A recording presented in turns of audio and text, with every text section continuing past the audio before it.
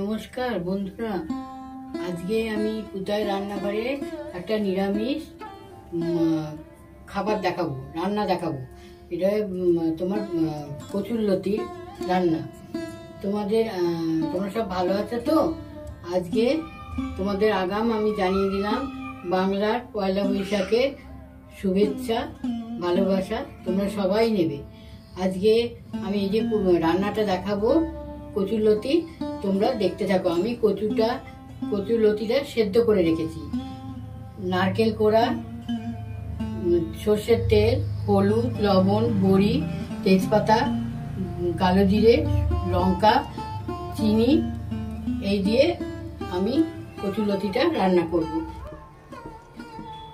এবার আমি কড়াতে সর্ষের তেল দিলাম। এটা কিন্তু সর্ষের তেলেই রান্না হবে। এবার আমি বড়িটা দিয়ে দিলাম তেলে দিয়ে বড়িটা আমি একটু ভেজে নিচ্ছি। এবার বড়িটা ভাজা হয়ে গেছে।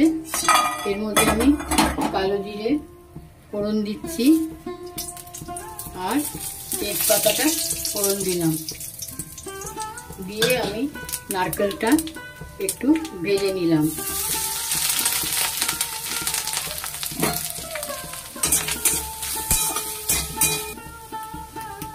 নারকেলটা ভাজা হয়ে গেল। এর মধ্যে আমি কচুরলতিটা এবার দিয়ে দিলাম।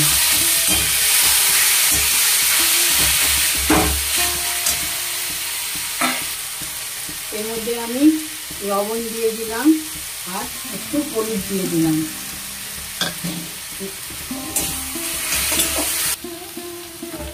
কচুরলতিটা একটু নেড়ে নিয়ে এর মধ্যে আমি বড়িটা দিয়ে দিলাম। দিয়ে এবার একটুখানি নাড়লাম। দিয়ে একটা কাঁচা লঙ্কা দিয়ে দিলাম। ঝালটা তোমরা বুঝে দেবে, তোমার যেরকম লাগবে সেরকম দেবে। দুটোও দিতে পারো, একটাও দিতে পারো, পরিমাণ মতো। দিয়ে আমি এটা কচুরলতিটা নাড়তে থাকবো। এবার কচুরলতিটা আমি একটুখানি চাপা দিয়ে দিলাম আর আঁচটা একদম কমিয়ে দিলাম। এটা খুব কম আঁচে করতে হবে। দেখি বন্ধুরা এবার কতদূর হলো।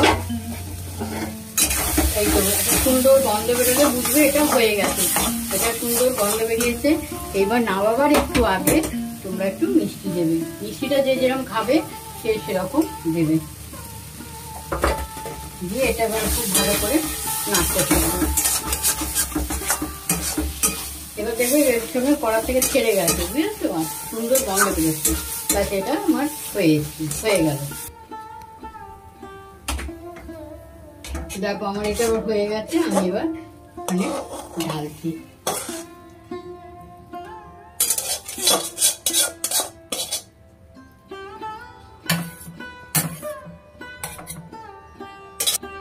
দেখো বন্ধুরা, আমার কচুরলতি রান্না হয়ে গেছে।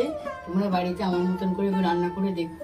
যদি তোমাদের ভালো লাগে তাহলে তোমরা শেয়ার করবে, কমেন্ট করবে আর আমার পাশে থাকবে আর সাবস্ক্রাইব করবে।